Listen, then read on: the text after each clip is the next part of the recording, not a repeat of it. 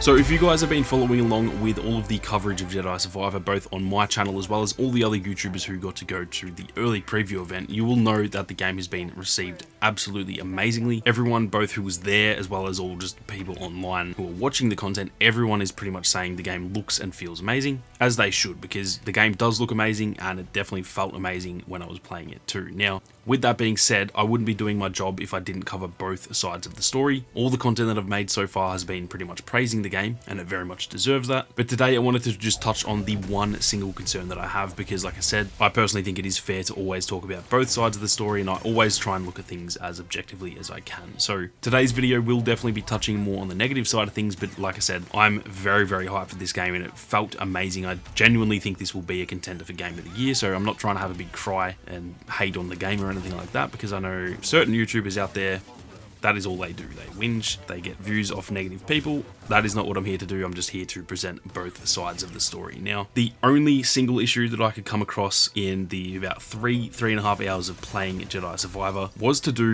with the performance of the game. So luckily, just getting this straight out there, that is probably one of the best issues you can have, if that makes sense. If there was something wrong with the story, if there was something wrong with the combat or certain mechanics or even the graphics, for example, those are things that can take a lot to fix. So if the combat sucked, that will take a long time for the developers to fix before launch, and to be honest, they would not be able to fix that before launch. That would be a drastic issue with the game. However, with performance, it is something that can be fixed a lot easier, because it's more just like a bit of an issue than an actual core failure of the game, if that makes sense. Now, the other thing to say is that when I'm saying the performance was bad, it wasn't bad. 99% of the time, the game ran at crazy high frame rates. It looked absolutely amazing. The graphics are really, really solid. The movement and all that, it felt very, very good. So when I say my main concern is the performance was very good, just to be clear. There's not like drastic issues there. The reason I bring it up is because there were probably 2 or 3 times throughout the playtest where I had pretty significant frame drops. And so, like I said, if it's only happening twice in 3 hours, that's hardly a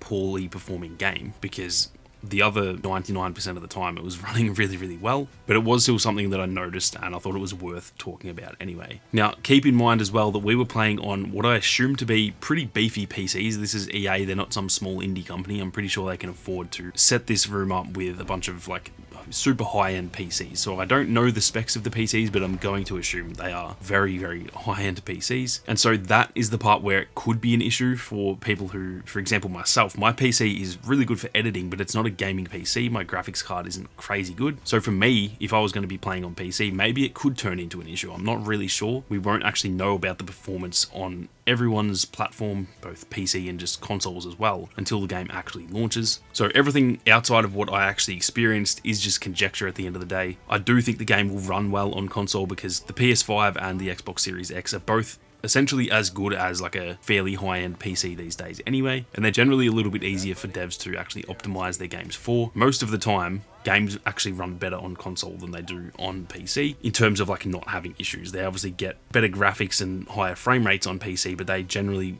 play a little bit smoother on console. The console side of things I'm not really too worried about, to be honest, but I do have a slight concern for those who have like mid-tier PCs where they're pretty beefy but they're not like super high-end. For example, like myself, there is every chance that maybe the game is actually going to run pretty rough on those PCs, just due to the fact that, like I said, I'm assuming the PCs we played on were like super high end, and if they're having 2 or 3 frame drops every now and then on a mid to low end PC, maybe they will actually have significant issues. I'm not really too sure. Now, something else that is worth keeping in mind too, it wasn't just random. The only times I ever had frame drops was when I was fighting a lot of enemies in water. So any other time throughout the game, there was not a single issue. I didn't even run into any bugs or anything like that. It actually felt like the launch version of the game. But like I said, when I was in the water and when I was fighting multiple enemies in water, those were the 2 or 3 times when I actually had frame drops, and they were pretty significant frame drops as well. It wasn't just like a lot of PC players out there. I've been involved in the Battlefield community a lot. People who play shooters on PC, oftentimes they'll be playing on 240 frames a second and it drops to like 220, and they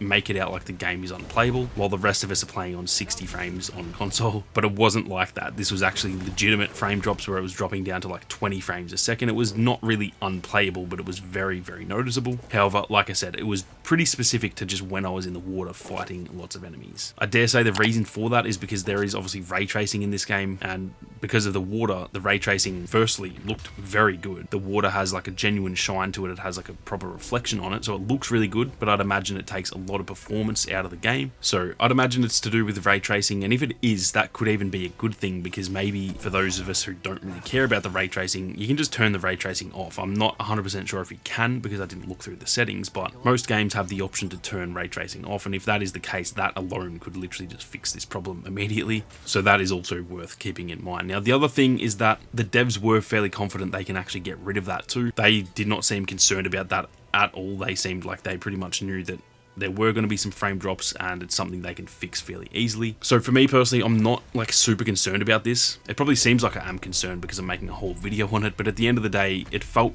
really good for 99% of the time. And like I said, this is a pre-launch build. This isn't the final version of the game, so I dare say they will also be putting a lot of work into the performance of the game. So that right there is pretty much my only concern for Jedi Survivor at this point. There are other things that can definitely go wrong. Obviously, the story could suck. The length of the game could suck. Maybe all the other planets in the game outside of Kobo are just super small and linear like they were in Fallen Order. All of that stuff can still go wrong. I'm not trying to say the game is destined to be perfect, because I've only played on one planet for 3 hours, so I have no idea. But from what I played, there is genuinely nothing to be concerned about for me, except for those couple of frame drops, and like I said, I'm not even super concerned anyway. With that being said, I'm actually keen to hear if you guys have any concerns of your own. Obviously, a lot of people out there are going to have different opinions on how certain things look, so if you guys have watched a bunch of gameplay and you're concerned about this or that, be sure to let us know down in the comments. I'm definitely keen to hear like the general perception to the game. Most people seem to be really happy and excited, but it is always good to hear both sides of the story. That is going to do it for this one though.